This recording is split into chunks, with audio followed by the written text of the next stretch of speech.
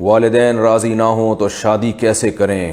بہت مشکل سوال۔ محمد صاحب ہندوستان سے پوچھتے ہیں، مجھے ایک لڑکی بہت پسند ہے، میں اس سے شادی کرنا چاہتا ہوں، میرے والدین دو وجہ سے راضی نہیں۔ ایک تو یہ کہ وہ لڑکی میری کلاس فیلو ہے اور ہم دونوں ابھی پڑھ رہے ہیں۔ دوسری بات یہ کہ اس لڑکی کے والد نے پوری زندگی بینک میں کام کیا ہے لیکن وہ ریٹائر ہو چکے ہیں اور گھر کا خرچہ بیٹوں سے چلتا ہے۔ کیا میں اپنے والدین کو راضی کر کے اس سے شادی کر سکتا ہوں یا نہیں؟ بھائی ابا کو راضی کر کے تو کر سکتے ہیں، اس میں کیا حرج ہے؟ ماشاءاللہ۔ رہا یہ مسئلہ کہ ابا ان کے بینک میں ہے تو یاد رکھیں جو بینک کی ارننگ، جو سودی بینک کی آمدن ہے، ان سے پھر کھانا پینا جائز نہیں ہوتا۔ تو اگر آپ یہاں نکاح کر کے ان کے ابا کی جو کمائی ہے اس سے بچ سکتے ہیں تو ٹھیک ہے، ورنہ آپ کے لیے یہاں شادی جائز نہیں ہے۔ رہا یہ مسئلہ کہ آپ کے والدین راضی نہیں ہیں، تو آپ کے والدین اگر میری بات سن رہے ہیں، میں ان کو کہوں گا کہ آپ راضی ہو جائیں۔ لڑکی اگر کوئی اس میں کوئی بڑی خرابی نہیں ہے تو بلا وجہ بیٹے کی چاہت کو کچلنا یہ شریعت میں پسندیدہ کام نہیں ہے۔ رسول اللہ صلی اللہ علیہ وسلم کی صحیح حدیث ہے، آپ صلی اللہ علیہ وسلم نے فرمایا لن تر للمتحابین مثل النکاح، دو محبت کرنے والوں میں نکاح سے بہتر ہرگز کوئی چیز نہیں ہے، یہ آپ صلی اللہ علیہ وسلم کا ارشاد ہے۔ تو عشق لڑکیوں سے عشق معاشقہ کرنا حرام ہے، جائز نہیں ہے۔ لیکن اگر کوئی ہو گیا ہے کسی کو، یا محبت ہو گئی ہے، یا نکاح کی نیت سے کسی نے کہیں پیغام بھیجا ہے اور وہ اس کو پسند آ رہی ہے، تو پھر والدین کو اس میں اولاد کے ساتھ معاونت کرنی چاہیے، رکاوٹ نہیں ڈالنی چاہیے۔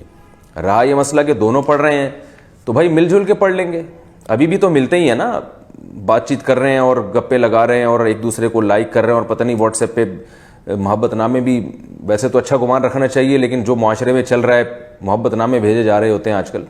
تو بھائی اس حرام کو حلال سے بدل لو، نکاح کر کے دو بول لو تو نکاح ہو جائے گا، تو کیا اس میں؟ پھر پڑھتے رہو اسی طریقے سے جیسے پڑھ رہے ہیں۔ تو نکاح جو ہے نا، یہ پڑھائی میں رکاوٹ نہیں ہے بلکہ پڑھائی میں مددگار ہے۔ نکاح ہو جائے گا تو دونوں کی فیلنگ ایک دوسرے کے لیے حلال ہو جائیں گی اور دونوں کی توجہ ایک دوسرے کی طرف ہو جائے گی، دائیں بائیں بھٹکیں گے نہیں، پھر وہ پڑھائی میں ایک دوسرے کے ساتھ تعاون بھی کریں۔ تو اس میں کوئی حرج نہیں ہے، پتہ نہیں کیوں اس کو ایک ہوا بنا لیا ہمارے معاشرے میں۔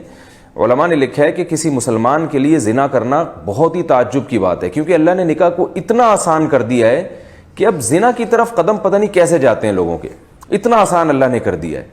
تو بھائی اتنا اللہ نے آسان کر دیا، والدین کو چاہیے اس آسان میں اپنی اولاد کے لیے رکاوٹ نہ بنے بلکہ ان کو اپریشیٹ کیا کریں اور کہیں کہ بیٹا بہت اچھی بات ہے کہ تم نے ہمیں آ کے بتا دیا، تم گناہ کی طرف نہیں گئے، تم نے اس سے حرام دوستیاں نہیں لگائیں، تم زنا کی طرف نہیں گئے اور تم نے ہمیں آ کے بتا دیا۔